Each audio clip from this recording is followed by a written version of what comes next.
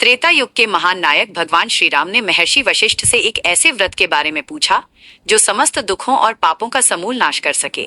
महर्षि वशिष्ठ ने अपनी अंतर्दृष्टि से समय के पन्नों को पलटा और बताया कि वैशाख मास की शुक्ल पक्ष की एकादशी, जिसे मोहिनी कहा जाता है, वो अमृत के समान है। श्री राम की जिज्ञासा को शांत करते हुए वशिष्ठ मुनि ने इस रहस्यमयी मोहिनी एकादशी का वर्णन किया। प्राचीन काल की बात है, जब भद्रावती नगरी के पत्थरों में भी रहस्य घुला था। सरस्वती नदी के तट पर बसा ये साम्राज्य अपनी भव्यता और गहरे अध्यात्म के लिए जाना जाता था। वहां का राजा चंद्रवंशी धृतिमान जितना न्यायप्रिय था, उसका साम्राज्य उतना ही समृद्ध था। प्रजा सुखी थी। इसी संपन्न नगरी में धनपाल नामक एक वैश्य रहता था, जिसके पुण्य कर्मों की सुगंध चारों ओर फैली थी। धनपाल भगवान विष्णु का परम भक्त था, किंतु उसके अपने ही घर में एक काला साया पनप रहा था। धनपाल के 4 पुत्र तो धर्मपरायण थे, परंतु 5वां पुत्र धृष्ट बुद्धि विनाश का प्रतीक बन गया।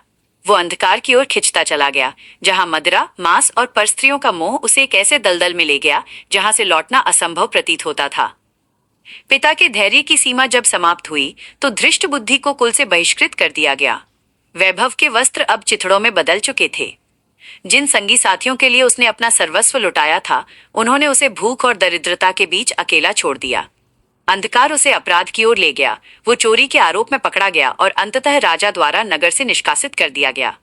वो अब एक खूंखार बहेलिया बन चुका था, जो घने जंगलों में मूक पशुओं का रक्त बहाकर अपनी जठराग्नि शांत करता था। भूख और प्यास ने उसके अहंकार को धीरे धीरे धूल में मिलाना शुरू कर दिया। भटकते हुए वो महर्षि कौंडिल्य के आश्रम पहुंचा, जहां का वातावरण अलौकिक शांति से भरा था। वैशाख मास की पवन में एक अजीब सी दैवीय सुगंध तैर रही थी। वैशाख की तपती दोपहर में जब ऋषि गंगा स्नान कर लौटे तो उनके भीगे वस्त्रों की कुछ दिव्य बूंदें धृष्ट बुद्धि के पाप तप्त शरीर पर गिरीं। वो क्षण एक जादुई परिवर्तन का था, जिसने उसकी सोई हुई आत्मा को झकझोर दिया। ऋषि के चरणों में गिरकर वो विलाप करने लगा, हे मुनि, मेरे पापों का कोई अंत नहीं है। क्या मेरे लिए भी कोई प्रकाश शेष है? उसकी आंखों के आंसू उसके मन की सारी गंदगी को धोने के लिए बेताब थे। कौंडिल्य ऋषि की करुणा जागी। महर्षि ने करुणा भरे स्वर में उसे मोहिनी एकादशी के रहस्यमयी और शक्तिशाली व्रत के बारे में बताया। उन्होंने कहा कि ये व्रत जन्मों के पाप जला सकता है, और उन्होंने उसे मोहिनी एकादशी के उस गुप्त अनुष्ठान के बारे में बताया जो बिना किसी धन के केवल श्रद्धा से संपन्न होता है। ऋषि के आदेशानुसार धृष्ट बुद्धि ने पूर्ण निष्ठा के साथ इस कठिन व्रत का पालन किया। उसने निराहार रहकर भगवान विष्णु के मोहिनी स्वरूप का ध्यान निरंतर जारी रखा। व्रत के प्रभाव से एक चमत्कार हुआ। जैसे जैसे सूर्य ढला, धृष्ट बुद्धि का पापमय शरीर शुद्ध होने लगा। उसके चारों ओर एक स्वर्णमयी आभा फैल गई, जिसने उसके भीतर के दैत्य को पूरी तरह भस्म कर दिया। जैसे जैसे एकादशी की रात्रि बीती, उसके वर्षों पुराने पापों की परतें राख बनकर उड़ने लगीं और उसका चित्त गंगा की तरह निर्मल हो गया। इस व्रत की शक्ति ऐसी थी कि मृत्यु के पश्चात धृष्ट बुद्धि को लेने के लिए स्वयं गरुड़ देव पधारे। जो कभी पाप का पर्याय था, वो अब वैकुंठ की अनंत गहराइयों में विलीन हो गया। उसकी मुक्ति इस बात का प्रमाण बनी कि प्रायश्चित कभी भी असंभव नहीं होता। उसकी कथा आज भी मुक्ति के एक रहस्यमयी मार्ग के रूप में अमर है। ये पावन कथा हमें सिखाती है कि चाहे रात कितनी भी काली क्यों ना हो, एकादशी का सूर्य हर पाप को भस्म करने की अनंत शक्ति रखता है।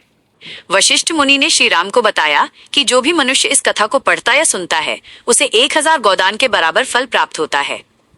ये व्रत मोक्ष का सबसे सुगम द्वार माना जाता है। उन्होंने श्री राम से कहा कि यद्यपि आपका नाम स्वयं मोक्ष प्रदाता है, परंतु लोक कल्याण हेतु इस व्रत की महिमा अपार है, जो मनुष्य को मोह के माया जाल से काट फेंकती है। इस प्रकार मोहिनी एकादशी का यह रहस्यमय व्रत न केवल पापों का अंत करता है, बल्कि आत्मा को उस परम सत्य से जोड़ता है जहाँ केवल प्रकाश और आनंद का अनंत सागर विद्यमान है। इस पावन कथा के श्रवण मात्र से मनुष्य को 1000 गोदान के समान पुण्य मिलता है, जो उसे संसार के चक्रव्यूह से मुक्त कर देता है। आज भी जब वैशाख की हवाएं चलती हैं, तो मोहिनी एकादशी का ये रहस्य हमें याद दिलाता है कि भक्ति का एक क्षण जन्मों के अंधकार को मिटाने के लिए पर्याप्त है। यह कथा केवल धृष्ट बुद्धि की नहीं, बल्कि हर उस आत्मा की है जो भटकाव से सत्य की ओर लौटना चाहती है। भक्ति का ये सफर यहीं समाप्त नहीं होता। यदि मोहिनी एकादशी की ये पावन कथा आपके हृदय को छू गई हो, तो इस वीडियो को लाइक कर अपना प्रेम व्यक्त करें। अध्यात्म के इस मार्ग पर हमारे साथ बने रहने के लिए चैनल को सब्सक्राइब करें और बेल आइकन जरूर दबाएं। जय श्री हरि।